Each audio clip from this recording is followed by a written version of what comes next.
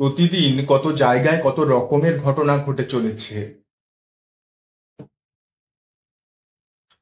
সেই ঘটনা কখনো আমাদের আনন্দ দেয়, তো কখনো দুঃখ, কখনো রোমাঞ্চকর, তো কখনো হরর। এবং আমি সেই রকম ঘটনা তোমাদের সামনে তুলে ধরি। আজকের ঘটনা আমার বানানো সব থেকে আলাদা ঘটনা হতে চলেছে। এই ঘটনা অমিত নামের এক ছেলে আমাকে বলেছিল। অমিত বলে ওদের পাড়ায় নাকি একজন অদ্ভুত ভালো ছেলে থাকতো, যার নাম কাজুদা। তো কাজুদা খুব ভালো পরোটা বানাতে পারতো। একদিন কাজুদা প্ল্যান করে ওদের নিজের পাড়ায় পরোটা বিক্রি করবে। পরোটা দোকান ওর নিজের পাড়ায় খোলার সাথে সাথেই সকাল থেকে রাত লোকের ভিড় লেগেই থাকে। পরোটায় যেন একটা নেশা আছে, একবার খেলে সেই নেশাটা লেগে যায়। আর ওই নেশার জন্যই লোক সকাল থেকে রাত ভিড় করে থাকে। পরোটার সাথে ডিম আলুর তরকারি রাখতো। ব্যবসা খুব ভালোই চলেছিল। কিন্তু হঠাৎ এক ছেলে পরোটা খেয়ে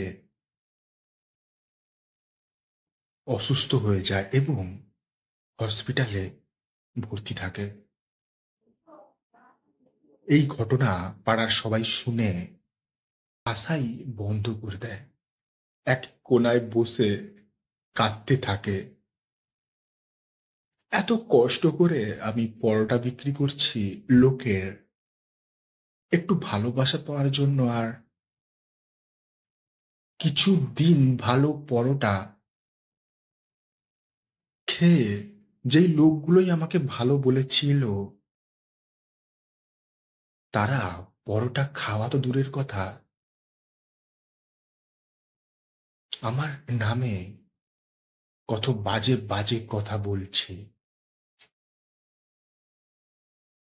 ব্যবসা আস্তে আস্তে বন্ধ হয়ে যাওয়ার মতো অবস্থা। ঠিক সেই সময় যেই ছেলেটা অসুস্থ হয়েছিল, ওই ছেলেকে ডাক্তার বলে তুমি একসাথে 6টা পরোটা খেয়েছো, এই জন্যই তুমি অসুস্থ হয়ে গেছো।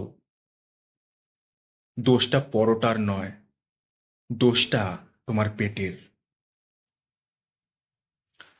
তখন পাড়ার সবাই ওদের নিজেদের ভুল বুঝতে পারে এবং কাজুদার কাছে এসে বলে আমাদের ভুল হয়ে গেছে, তোমাকে ভুল বোঝার জন্য।